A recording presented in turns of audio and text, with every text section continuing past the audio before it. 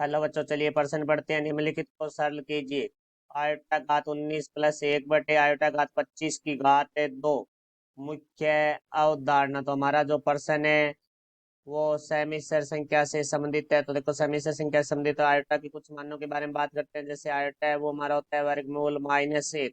जहाँ वर्गमूल -1 होता है वहाँ आयोटा रखते हैं। तो आयोटा की जगह हम वर्गमूल -1 नहीं रखेंगे, क्योंकि हमें आयोटा के रूप में लाना है, क्योंकि मानक रूप है वो आयोटा के रूप में होता है। तो यहाँ से देखो भाई, आयोटा घात 2 का मान होता है हमारा -1, आयोटा घात 3 का मान होता है हमारा माइनस आयोटा, और आयोटा घात 4 का जो मान है वो हमारा होता है 1। तो अब जो प्रश्न में दिया गया है उसके बारे में बात करते हैं। प्रश्न में हमें दिया गया है आयोटा घात 19 प्लस 1 बटे आयोटा घात 25 की घात 2। तो देखो, सबसे पहले हम इसे आयोटा घात 4 के गुणज के रूप में परिवर्तित करेंगे, क्योंकि आयोटा घात 4 का मान 1 होता है, जिससे प्रश्न को हल करना आसान हो जाता है।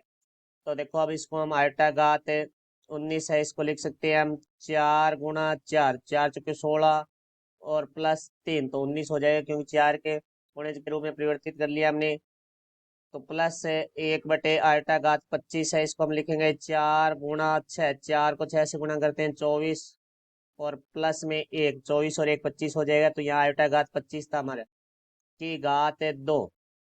अब देखो, हम जानते हैं एक की घात m+n बराबर होता है एक की घात m गुणा एक की घात n, और एक की घात m गुणा n बराबर होता है हमारा एक की घात m की घात n।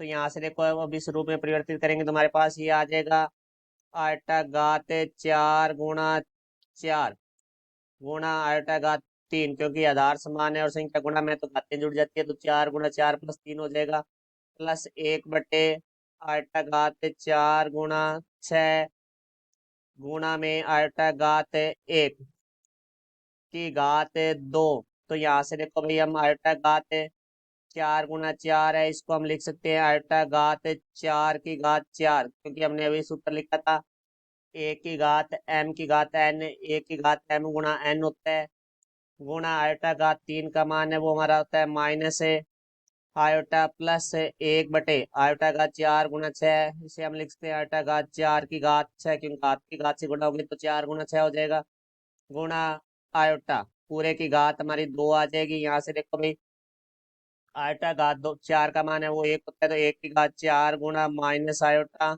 प्लस 1 बटे आयोटा घात 4 है, उसका मान हमारा 1 होता है, तो 1 की घात 6 गुणा आयोटा पूरे की घात 2। तो 1 की घात 4 का मान होता है हमारा 1, तो 1 को माइनस आयोटा से गुणा करेंगे तो यहाँ से आ जाएगा हमारे पास माइनस आयोटा प्लस 1 बटे 1 की घात 6 का मान 1 होता है, तो 1 हो जाएगा। 1 को आयोटा से गुणा करेंगे तो यहाँ आ जाएगा आयोटा की घात 2। तो देखो, यहाँ से आगे बात करते हैं तो हमारे पास आ गया माइनस आयोटा प्लस 1 बटे आयोटा, बटा में आयोटा को हल करना होगा, क्योंकि बटा में आयोटा नहीं रहेगा मानक रूप में। तो यहाँ हम आयोटा को अंश व हर में गुणा कर देते हैं, की घात ये 2 हो जाएगा। तो यहाँ से देखो भी हमारे पास आ जाएगा माइनस आयोटा प्लस आयोटा बटा में आयोटा गुणा आयोटा है वो हमारे आयोटा घात 2 हो जाएगा, क्योंकि आधार समान है और संख्या गुणा में तो घातें जुड़ जाएगी, तो 1 और 1 2 हो जाएगा की घात 2।